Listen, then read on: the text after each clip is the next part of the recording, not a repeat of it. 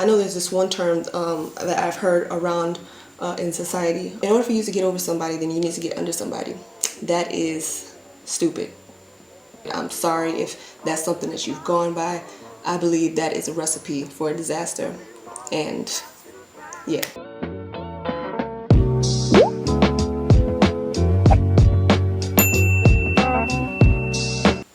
Hello, welcome to my channel. If you're new here, thank you for tuning in, and if you're coming back as a returning, thank you for watching as well. So as you can see from the title, I'm giving you guys dating tips. These are from my own personal experience, what I did before I even jumped into dating. So I just hope that this will be something that could maybe help you in some kind of way. Just to let you know, I am a Christian, so a lot of my points will be from a Christian perspective. So if you're not, that's cool. You can still watch and then see if there's some points that you would like to take from this and if they would help you or not. Alright, thank you for tuning in.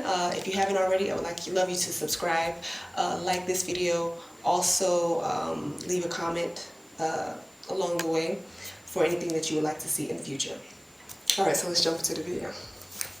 So things to consider before you date. The first point I have is put God first. Now, the reason I believe this is so important is because I believe God is the maker of us. And it's like, for instance, a manufacturer who makes a machine. Who knows the machine better than the manufacturer, the person who made it? The same thing goes in line with us. Who knows us better than God? Who knows what we need in our life more than God? God knows the beginning and the end. He knows whether you need to start dating or whether you need to just hang on tight and get yourself together first. So I believe that's very important to put God first. And it's not just for your dating life. It's also for every aspect of your life. God only wants what's best for us. Even though we go through hard times, those hard times usually are there to mold us into better people if we allow them to. God knows you better than you know yourself. So trust in Him to help you and guide you. And a scripture that you can refer back to is from Ephesians 3:20, where it says, "Now to Him who is able to do immeasurably more than all we ask or imagine, according to His power that is at work within us." So at the end of the day, it all boils down to how much we trust God and how much we allow Him in our plans or our life. Put God first. Let's go to the next point. The second point is, have you healed? Have you healed from the guy that hurt you, the man that hurt you, your parents, your friends, maybe a congregation or wherever it is? Have you healed from whatever it is? Because if you haven't, it will spill over into your next relationship. Undeniably, undoubtedly, I don't know if that's the right word, but you get what I'm saying. It will definitely spill over into your next relationship. And this is a real big reason why I think a lot of people avoid dating, single moms. They feel we carry so much baggage. So if you haven't healed, you need to be working on fixing or healing and forgiving and finding ways to really heal. Think of it like this. If you're a footballer and you injure your leg or you break your leg or something, you're going to get advice to stay off of that leg until it has properly healed. Now, if you are stubborn and you say, well, I can't wait that long, I really feel like I need to be out there, I'm missing the action out there, and then you go out there and you start playing on that broken leg, that leg that hasn't healed completely, guess what? The leg is going to get broken again. And you know what? You can get more injuries. Maybe not from just a broken leg, but maybe because your leg is broken, you'll fall down and you break your arm. I don't know. You need to heal before you start trying to go into another relationship. Like, for instance, you could be dealing with trust issues, guilt issues, self-confidence issues, anger, whatever it may be. You don't want that to spill over into the next, because that will be unfair to the person that you're dating. The thing is, when you don't heal properly, you can get yourself inside cycles again, and then you can get back into a toxic relationship, or You can be the toxic one. Yes, boo, you could be toxic. So because you don't want to be the toxic one in your relationship or end up in another toxic relationship, please, it is prescribed to heal first before you enter another relationship. Now to the third point. Point number 3 goes in line with the second healing. It is, are you ready?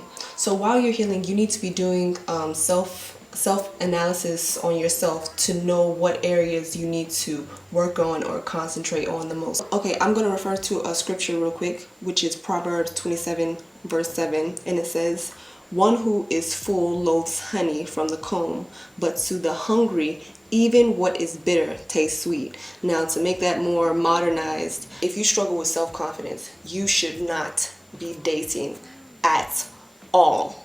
Now, not in the sense that you have to be fully self-confident, because even when I started dating my now fiance, I won't say that my confidence has been, but my confidence was at a very good level whereby I know I wouldn't take certain stuff from somebody if they were to give it to me. The reason why I say that is because for someone whose self-confidence is low, like really low, as soon as someone starts telling you that you're pretty, they not start making you feel good, they can have a bunch of red flags just gleaming everywhere, and you will not pay attention to those red flags because of how they make you feel about yourself, because you don't know how to make yourself feel that way about yourself, and you haven't learned how to.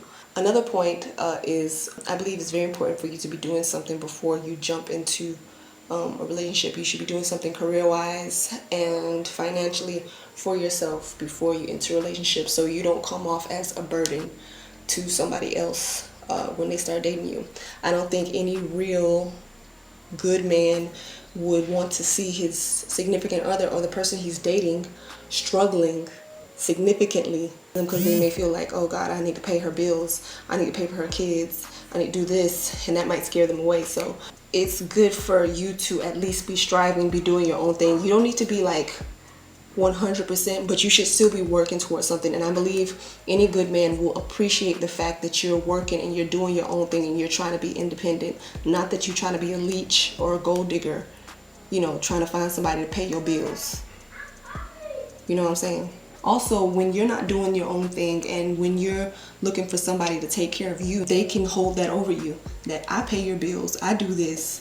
Who are you to, to tell me anything? You could even get more of an abusive relationship. That's how some people hold people in relationships, because they're doing everything for them. You're not doing anything for yourself. So be doing something. Don't be idle. You need to gain knowledge on dating. You need to be reading books on dating.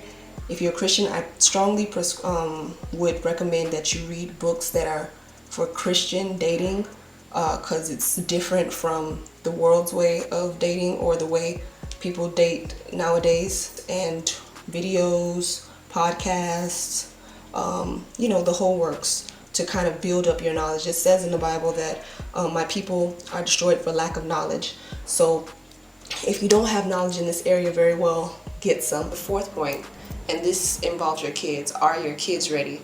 Now, I think this is more for people who have older kids or who are co-parenting. Thankfully, I didn't have to deal with the drama of co-parenting.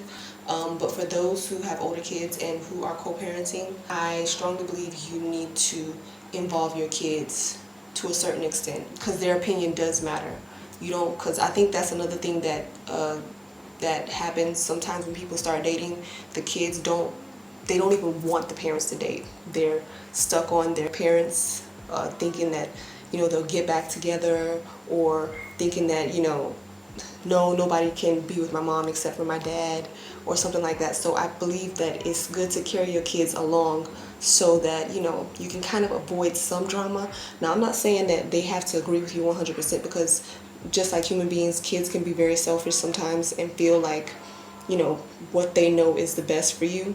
Who you choose will affect your child, and that is very important. You do not want to set a bad foundation for your kids because you chose someone, that's jacked up. And for all you know, your kids may already have some wounds from the former relationship that you got out of. So you don't want to add more wounds on top of that. So choosing wisely is so important. So yeah, also, just because your kids are young and they're not older, don't think that they don't recognize what's going on. They can tell when different men are coming in and out of their life. So don't think just because your kids are not older or you don't have co-parenting issues that your kids don't recognize you bringing different people. So it's not healthy to have different people coming inside their life. So you need to have your stuff together before you bring anyone inside their life, because it will affect them whether you like it or not. I'm just going to try and run through because I don't want this video to be too long. So yeah, please make sure your kids are ready. It's important. The next tip, the tip number 5, set standards for yourself and do not compromise. Know what you want so that you don't settle for less than what you're supposed to get. And this is why you need to gain knowledge in dating. You need to know what a good man, the attributes of a good man, the attributes of a bad man, a jerk, a knockoff, F-boy. Set standards for yourself. I personally, from my experience, I actually made a list. And funny enough, my fiance, he actually makes up basically 90% of the list. So if you're interested in maybe me doing a video on me doing on my list and what it was made up of, I could do a video on that. So leave a comment down below if you're interested in that. Now when I say make a list or set standards, I'm not talking about setting standards that are just ridiculous. I'm talking about setting standards that make sense. Somebody who's caring, somebody who's giving, somebody who loves God or who has a relationship with God, somebody who looks good. And if you are setting standards for somebody else, know that you also need to set those standards for yourself, because you can't be expecting to attract somebody like that when you aren't that person as well. So my 6th point now, which is my last point, is I believe you should, it goes in line with my first point, pray for God's direction. Remember, God, He wants the best for you. He cares about you. He is there. Don't believe this hype or stuff that people say that God doesn't exist. God does exist, and He does care, and He's working miracles in people's life, and there's testimonies popping up in different people's lives everywhere inside the world. So do not count Him out. Pray for God's direction. God knows whether you need to be dating and whether you need to sit tight and just wait and be patient. He knows if the person that you're looking at or who's looking at you is good for you or not. Just pray for God's direction and He will guide you. When doing this, why you need to put God first, because you need to be able to hear God. You need to be able to recognize when God is giving you signs, when God is trying to lead you in certain areas of your life. You need to be able to have that relationship, so when God is trying to speak to you or tell you something, you'll be able to recognize what He's trying to say. So please involve God in every aspect of your life. Don't count Him out from the dating. That's like saying, oh, God, here's this person I want to, date, I want to get married to. Please bless it. But you never did ask God in the first place, is this somebody that I should be giving attention to? You could be asking God to bless something that He doesn't even want to work out, and it will end in tears. And also, because if you can't hear God properly, you could think that something is from God when really it's from the devil as a distraction or to derail you completely. So that is my advice there. Please pray, pray, pray. Alright, so thank you so much for watching this video. Something I want to put out as well, if you have any tips that maybe you think that I forgot to mention, please leave it down in the comments below for what you think is advisable for maybe a single mom or anybody should start thinking about dating or dating tips or whatever it may be. Thank you so much for watching this video. Please subscribe, like, comment on what you would like to see in the future, and I hope this helped in some way. Thanks, until next time, God bless.